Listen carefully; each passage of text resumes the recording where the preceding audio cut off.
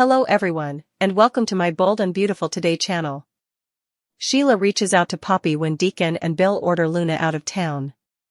After his swim, Steffy and a wet, shirtless Finn share salty kisses at the Cliff home. Before the conversation shifts to her disturbed sleep, they make fun of one another.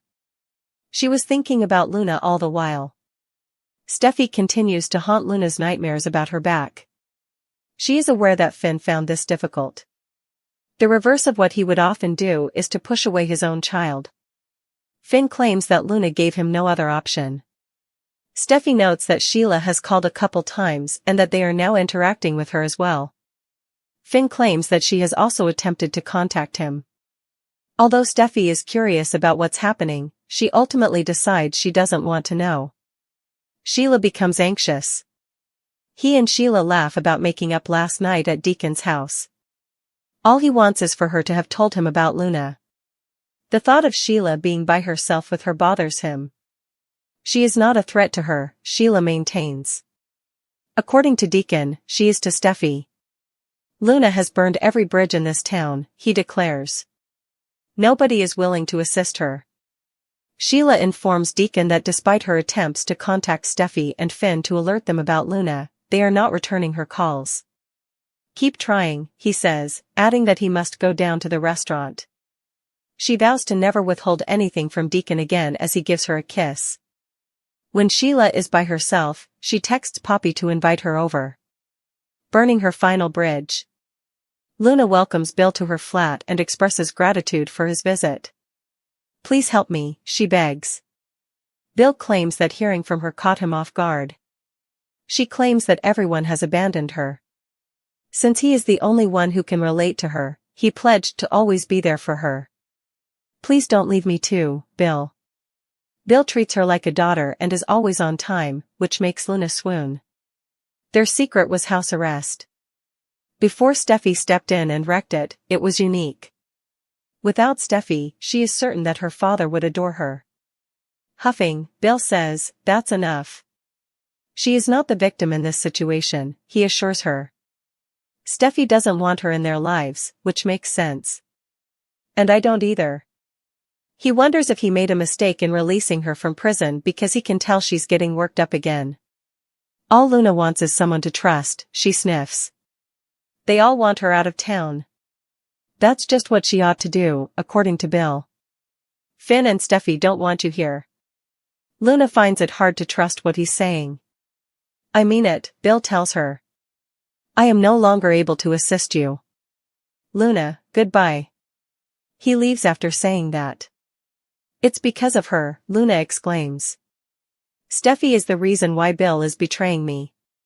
With a menacing expression, she opens the drawer that holds the gun and takes it out. Liam becomes worried. Steffy and Finn, who are still struggling with Luna's unexpected arrival at the Cliff home, are unsure of how to react to Sheila's call. Finn hopes she received the message and will not return. As Steffy states that she doesn't expect Luna to follow limits, Liam shows up. Liam asks why they were discussing Luna after they casually discuss Liam preparing Kelly rainbow pancakes. According to Steffy, she was simply venting to Finn. She broke in and trapped her, Liam heard. To put it mildly, Finn admits it was startling. Steffy hopes it won't occur once more. They don't want Liam to worry about it, but he still wants to know how they're managing it. Finn promises that he will never let Luna to touch Steffy again. Liam thinks it's crazy that they should be concerned about her at all. He gripes that his father pardoned her. They concur that it cannot be forgiven. Liam overhears them stating that Luna is still a cause for concern. Although Steffy urges Liam to stop worrying, he can sense that there is cause for concern based on the looks they exchange. They acknowledge that Luna returned yesterday. Steffy claims that she holds her responsible for not dating Finn. Liam appears anxious. Poppy shows up. At Deacon's house, Sheila recalls telling Luna not to pursue Steffy. When Poppy shows up, she asks, "What do you want?" She claims that she hasn't had a conversation with Luna. Sheila is aware, which is why she felt compelled to caution her. Her daughter is very unstable. I believe she's going to make the same mistakes again. Poppy tells Sheila that she is weary of being held accountable for her actions and that she cannot control her. Sheila must share his knowledge with her. What has Luna done now? Poppy queries. Sheila responds, not yet. I believe she is about to lose it. She acknowledges that she has been spending time with her lonely and unwanted grandchild. According to Poppy, she will always adore her daughter. She needs to show her that, Sheila yells. She genuinely fears that Luna may lose her mind, which is why she is saying these things. If she does, Steffy will be the target of her resentment and rage once more. Sheila reveals that Luna tried to persuade Finn to give her a chance by showing up at his residence. She is now accusing Steffy of putting her and her father at odds. Poppy queries whether she genuinely believes Luna would harm Steffy in any way. Sheila believes they have reached the stage when Luna asked her to assist her in permanently getting rid of Steffy. The Deacon's opinion. Luna infiltrates Il Giardino until Deacon notices her. He orders her to go back out the door and turn her little ass around. I come in peace, she adds, raising her hands. Deacon questions whether she's trying to find Sheila. He is aware of their gatherings. Luna is aware that he married Sheila after forgiving her. She wishes he will once more welcome her into their lives, embrace her as Sheila's granddaughter, and open his heart. Luna begs, I'm putting myself at Deacon's mercy. There is nowhere else for her to go. She is shown the framed pictures of Tom and Hollis by Deacon. Two individuals he held in high regard. She ruthlessly murdered them. If he allowed her to get away with it, he would be betraying them.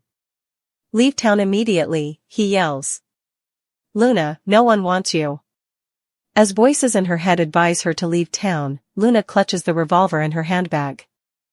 The salty tang of the Pacific clung to the morning breeze as it swept through the cliff house, rustling curtains, and carrying with it the scent of salt water and the heavy remnants of a long night. Inside, Steffy Forrester's laughter lilted through the space as Finn, his wet skin gleaming from his early swim, pulled her close in a teasing kiss, the kind that momentarily dulled the edge of the storm brewing just beyond their intimate sanctuary. But even as their warmth tangled, the shadows of recent days clung tight. I couldn't sleep, Steffy murmured, her hand tracing the curve of Finn's back. I kept thinking about Luna. About everything. Finn's jaw tensed slightly, eyes dimming with the weight of truths he didn't want to carry. Steffy knew how hard it was for him. Pushing away someone he once believed might be his daughter wasn't in Finn's nature, it carved into his heart, one refusal at a time. Still, what choice did they have? Luna wasn't just a threat to their peace. She had become an unsettling enigma, a whirlwind of guilt, loss, obsession, and volatility. Steffy touched Finn's face gently. We did what we had to. But she knew, deep down, it didn't ease the burden he bore. Worse yet, Sheila had been calling again. The sound of that name hung heavy between them, a reminder that danger never knocked softly in their world. Finn admitted she'd tried reaching him, too. What could Sheila possibly want now? Across town, in the dim warmth of Deacon Sharp's apartment, shadows danced across the floor as Sheila Carter reclined on the couch, a faint smile curling on her lips as she replayed the previous night's escapades with Deacon. I have to admit, she smirked, for a man who says he doesn't like surprises, you sure handled mine well. But Deacon wasn't smiling. Not fully. He hated being left in the dark, especially when it came to Luna. He was willing to overlook a lot for Sheila, but when it came to the young woman she'd taken under her wing, a woman who had left two good men dead and a family ripped apart, his tolerance was threadbare. You shouldn't have seen her alone, he said, voice taut. You don't see it, but she's dangerous. Sheila waved a dismissive hand. Luna wasn't a threat to her. She's not the enemy, Deacon. She's lost. Alone. But Deacon wasn't buying it. She's a threat to Steffy. That makes her my concern. He reminded Sheila that Luna had burned every bridge in town. She had no allies left, and he wouldn't be one of them. No one will help her. But Sheila's eyes flickered with conflict. She'd tried to reach Steffy and Finn, left messages, but they weren't answering. They'd written her off, again. But she couldn't let this spiral. After Deacon left for work, Sheila stared at her phone, hesitation creeping in like an unwelcome guest. She scrolled through her contacts, her finger hovering, and then she did it. She texted Poppy. "Come over. It's urgent." Back at Luna's apartment, the atmosphere was suffocating with desperation. The air hung heavy, windows drawn, a half-finished coffee cold on the table. Bill Spencer stood just inside the door, arms folded, his features hard as granite as Luna's voice cracked through tears. "I need your help," she whispered, her eyes shimmering with the remnants of hope. Bill had been the only one who hadn't turned his back on her. The only one who had seen the scared, wounded girl beneath the headlines. "You said you'd always be there," she pressed. "You said I mattered to you." Her words were wrapped in longing, but Bill's face didn't soften. She spoke of their house arrest as something tender, their secret refuge against the world. She painted Steffy as the intruder who ruined everything. But that was too much for Bill. "That's enough," he snapped. "You're not the victim here." He couldn't condone her delusions any longer. It made perfect sense that Steffy didn't want Luna near her family, and neither did he. Luna's composure began to fray. "Don't say that, please don't say that." But Bill meant every word. "You need to leave town. I can't help you anymore." He turned and walked away without another word. The silence that followed was deafening. Luna stood frozen, her heart cleaved in two. And then she whispered, "It's her. It's all because of her." Her eyes fell on the drawer. Trembling fingers reached inside, and as she pulled out the gun, her expression turned hollow, sinister. The room felt colder. The shadows deeper. Meanwhile, back at the Cliff house, Liam arrived to visit Kelly and bring rainbow pancakes, his presence a brief reprieve from the tension that blanketed the home. But it didn't take long before he picked up on the undercurrents of discomfort in Steffy and Finn's body language. He heard them mention Luna. His concern peaked. "Why are you talking about Luna?" Steffy played it down, at first. But Finn admitted Luna had shown up again. She'd tried once more to worm her way into his life, to frame herself as the wrong daughter robbed of love. Liam was stunned. "She broke into your house?" Finn nodded grimly. "It won't happen again." But Liam could tell there was more. He pushed. Steffy sighed, exchanging a glance with Finn. "She blames me for not having a relationship with him," she confessed. "She thinks I came between them." Liam was horrified. Luna wasn't just desperate, she was becoming delusional. "You shouldn't have to deal with this," he said, anger seething beneath his concern. "And my dad, getting her out of jail? That was unforgivable." The worry etched into Liam's features deepened. Something about Luna's obsession with Steffy was beginning to feel dangerous. And he wasn't wrong. Elsewhere, Poppy finally arrived at Deacon's place, her expression tense, guarded. "What do you want?" she asked Sheila flatly. They hadn't spoken in weeks, maybe months. Sheila got straight to the point, Luna wasn't stable. "I'm not trying to attack her," Sheila insisted. "But she's not okay. She's making choices that are going to ruin her, and possibly others." Poppy bristled. She was tired of being expected to answer for her daughter's mistakes. "She's not a child anymore," she snapped. "I can't control her." But Sheila's voice was trembling. "She's talking crazy. She thinks Steffy is the reason she has no family. She asked me to help get rid of her." Poppy's blood ran cold. "Get rid of her? What are you saying?" Sheila hesitated before repeating it. Luna had come to her in desperation. She'd begged Sheila to make Steffy disappear. "I didn't agree to anything," Sheila said, eyes pleading. "But I'm telling you, your daughter is spiraling." Poppy sank into a chair, her heart pounding. She knew Luna was struggling, but not like this. Not to the edge of violence. Sheila was terrified. And for once, it didn't feel like manipulation. "You need to talk to her," she told Poppy. "Before it's too late." Back at Il Giardino, Deacon was mid-shift, running through prep orders, when he saw a figure lurking in the back corner. It was Luna. His whole demeanor shifted. He stormed toward her. "Get out," he snapped. "Now." Luna raised her hands. "I come in peace," she murmured. "I just want to talk." But Deacon's face twisted with anger. "You shouldn't be here. You shouldn't be anywhere near people I care about." Luna's voice broke. She was desperate. Alone. She begged him to show her the same grace he'd shown Sheila. "You forgave her. You married her.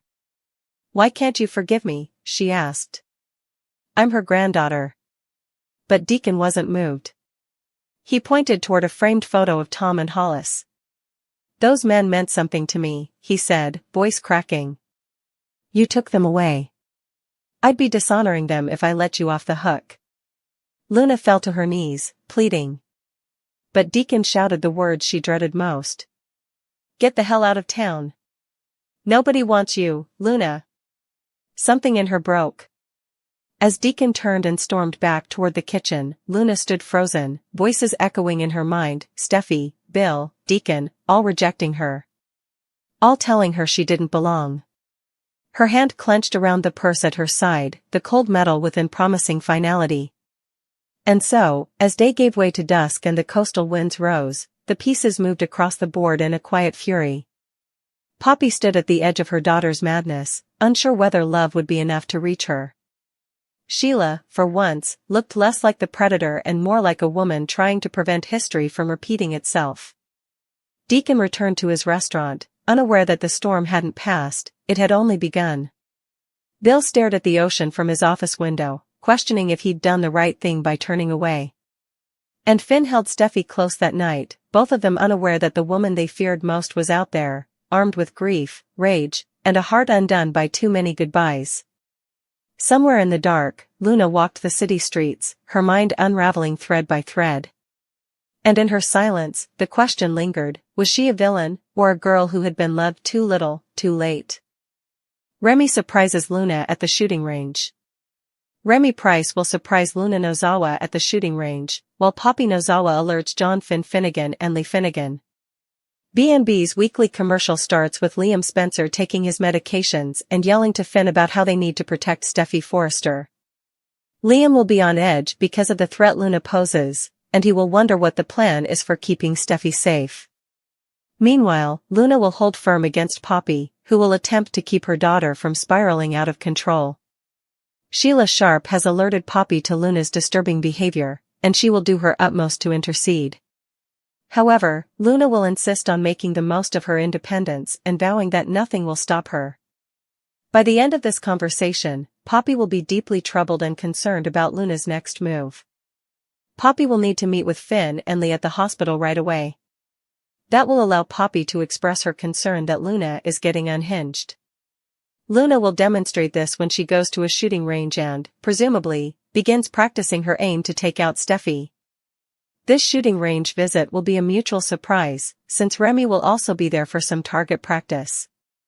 "Luna, is that you?" a startled and happy Remy asks when he meets her in the preview footage. Luna will be equally as excited to see Remy because they met during his visit to the Spencer house as Dario the handyman. Luna had assumed that everyone had turned against her, but now she hopes that is not the case, as Remy may be a kindred soul. It was just past noon when the harsh clang of bullets meeting steel echoed across the barren concrete walls of the shooting range, metallic, cold, rhythmic.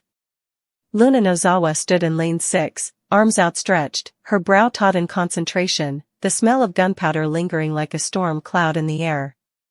A paper silhouette target hung 20 yards out, already perforated with a dozen holes centered tightly around the chest and head, each shot fired with unblinking determination. Her fingers trembled slightly as she reloaded, though her face betrayed nothing but poise. Her hair was pulled into a tight braid down her back, her dark eyes narrowed and gleaming. For Luna, this wasn't just target practice, it was a silent rebellion.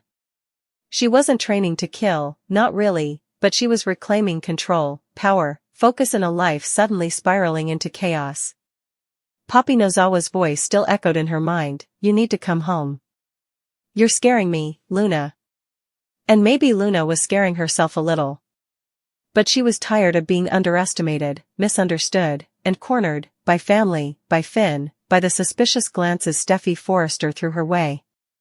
She had no plans to hurt anyone, not truly, but the whispers in her head needed silencing, and the sharp rapport of each bullet helped drown them out. Then came a shift, a subtle change in the air, a familiar scent of pine and diesel. Lane 7, adjacent to hers, lit up with a burst of activity. She blinked, startled, as a tall figure stepped into the bay beside her. He had a calm, athletic gait, his presence commanding yet oddly soothing. "Luna, is that you?" the man asked, surprise woven thick into his warm voice. She turned abruptly, her heart leaping at the sight of Remy Price, Dario, as he had been known when he visited the Spencer mansion. In that moment, a sudden wave of warmth and familiarity surged through her, a respite from the emotional wilderness she'd been lost in. Her lips curled into the first real smile she'd shown in days. "Remy," she replied, stunned, lowering her weapon as she stepped closer. "What are you doing here?" "Target therapy," he said, smirking as he set down his range bag. "Helps me clear my head." "And you?" Her eyes flickered with guarded honesty. "Same." They stood in mutual understanding, the muffled pops of gunfire from the other lanes forming a strange kind of ambience. Though barely acquainted, something unspoken passed between them, shared solitude, recognition, perhaps even salvation. But outside the sanctuary of the range, alarms were sounding, literally. At Forrester Creations, Poppy Nozawa stood pacing in Finn's office, her phone clutched tightly in one hand, her voice strained with panic. "I'm telling you, she's at the range right now. She's acting unstable, Finn. I tried talking her down, but she's obsessed with this freedom thing, like the whole world's against her." Lee Finnegan stood nearby, arms folded, her face unreadable but concerned. "Did she say anything specific about Steffy?" "No," Poppy answered quickly, "but you didn't see the look in her eyes. Something's off. Luna doesn't even sound like herself anymore." Finn exhaled, running a hand down his face, troubled. He'd already had Liam Spencer breathing down his neck all morning, ranting about Steffy's safety like a man on the verge. Liam's exact words had been, "If you won't protect her, I will." And now this? A shooting range? "We'll go," Finn said firmly, glancing at Lee, "we need to see this for ourselves." Back at the range, Remy and Luna were talking between rounds, their weapons holstered. She leaned against the partition, the tension in her shoulders easing just a bit. "It's weird seeing you here," she said, her voice soft, almost wistful.